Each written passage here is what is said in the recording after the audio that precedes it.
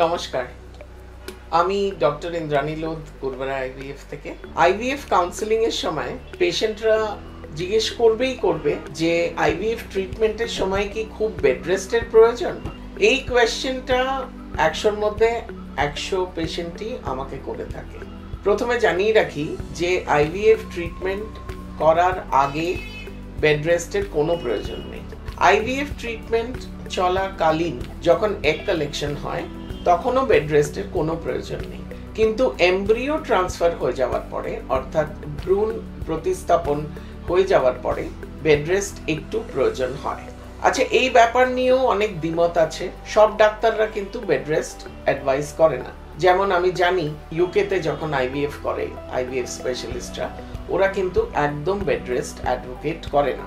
কিন্তু আমরা জানি যে ভ্রূণটা ইউটেরাসের ভেতরে দেওয়ার পরে 72 ঘন্টার মধ্যে উইদিন 72 আওয়ার্স ইমপ্লান্টেশন হয়।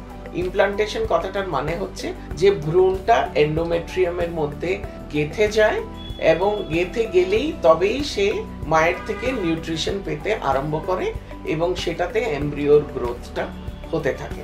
এই ইমপ্লান্টেশন হলে তবেই প্রেগন্যান্সি আসবে। যদি ইমপ্লান্টেশন না হয় তাহলে কিন্তু প্রেগন্যান্সি আসবে না, রেজাল্টটা নেগেটিভ হয়ে যাবে। তো সুতরাং এই যে 72 আওয়ার্সের মধ্যে যখন ইমপ্লান্টেশন যতক্ষণ না হচ্ছে ভ্রূণ প্রতিস্থাপনের পরে এমব্রিও ট্রান্সফারের পরে, ওই পিরিয়ডটা আমরা বেড রেস্টে রাখতেই পছন্দ করি। বেড রেস্ট মানে যে সারাক্ষণ শুয়ে থাকতে হবে তা কিন্তু না।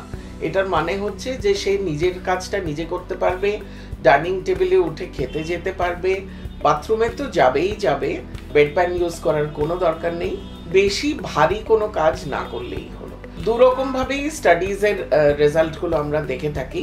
যে স্টাডিগুলো বেড রেস্ট করিয়ে হয়েছে তারা বলছে যে বেড রেস্ট করলে বেটার, এবং এমনও কিছু স্টাডিজ আছে যারা প্রমাণ করেছে যে না, বেড রেস্টের কোনো দরকার নেই। এখন আমরা একটা এমন সমাজে থাকি যেখানে মেয়েদেরকে আইভিএফ এর পরে আমরা কিন্তু একটু আধটু বেড রেস্ট আমরা ওদেরকে দিতে পারি। আমাদের ইন্ডিয়াতে প্রচুর জনসংখ্যা, সবারই ফ্যামিলিজ অনেক বড়, ফ্যামিলি সাপোর্ট আছে। সুতরাং এমব্রিও ট্রান্সফারের পরে মেয়েটিকে বেড রেস্ট দেওয়া আমাদের এখানে এমন কিছু একটা ডিফিকাল্ট ব্যাপার না। সেই জন্য ফ্যামিলি সাপোর্ট নিয়ে আমরা ওদেরকে, আমি আমার ইন্ডিভিজুয়াল প্র্যাকটিসে সবসময় বলি 3 থেকে 5 দিন এমব্রিও ট্রান্সফারের পরে রেস্ট নেবে। একেবারে যে নর্মাল অ্যাক্টিভিটি করবে এমব্রিও ট্রান্সফারের পরে তা না, 3 to 5 ডেজ রেস্ট আমি বলে থাকি। তার মানে এই নয় যে শুয়ে থাকতে হবে। সে বাথরুমে যাবে, নিজের কাজটা করবে, সোফায় বসে ড্রয়িং রুমে টেলিভিশন ওয়াচ করতে পারে ফ্যামিলির সাথে, মানে রেস্টে থাকবে, ভারী কোনো কাজ সে করবে না। এখানে আপনার মাথায় প্রশ্ন আসতে পারে যে তাহলে এমব্রিও ট্রান্সফারের পরে তো আমি 3 দিন বেড রেস্ট করলাম, এবারে আমি যখন প্রেগনেন্ট হয়ে যাব তাহলে কি আমাকে পুরো প্রেগনেন্সি কি বেড রেস্টে থাকতে হবে? না, সেরকম না। কিন্তু আইভিএফ প্রেগনেন্সি আর নর্মাল প্রেগনেন্সির মধ্যে প্রেগনেন্সি চলাকালীন কোনো তফাৎ নেই।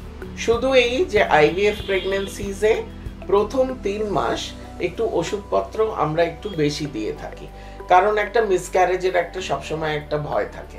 IVF pregnancies are always considered to be high risk প্রেগনেন্সিজ।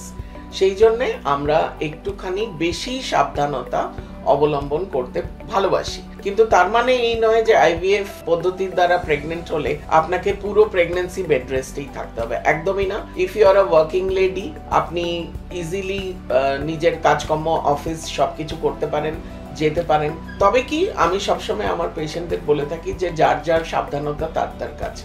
আমি যদি আজকে সাবধানভাবে আমার অ্যান্টিনেটাল পিরিয়ডটা চলাফেরা করি তাহলে আখেরে লাভ আমারই হবে, বেবি আমারই হবে, টেক হোম বেবি রেট বাড়বে এবং লাভটা আমারই হবে। আর যদি কোনো কারণে মিসক্যারেজ হয়ে যায় আমার কোনো ভারী কাজ করার জন্য বা আমার নিজের কোনো দোষে, তাহলে আমাকে আবার আইভিএফ করতে হবে, আবার একটা আনসার্টেনিটির মধ্যে দিয়ে যেতে হবে।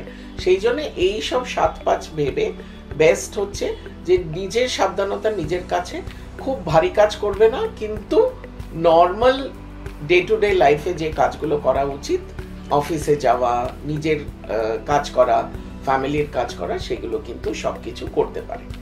নর্মাল প্রেগনেন্সির সাথে আইভিএফ প্রেগনেন্সির যদি সিঙ্গল বেবি হয় তাহলে কোনো তফাতই নেই, কিন্তু যদি আইভিএফ টুইন্স হয় তাহলে ঠিক স্বাভাবিকভাবে টুইন প্রেগন্যান্সিতে যেই সাবধানতাগুলো অবলম্বন করা উচিত, আইভিএফ টুইনের ক্ষেত্রেও সেই সাবধানতাগুলোই করতে হবে।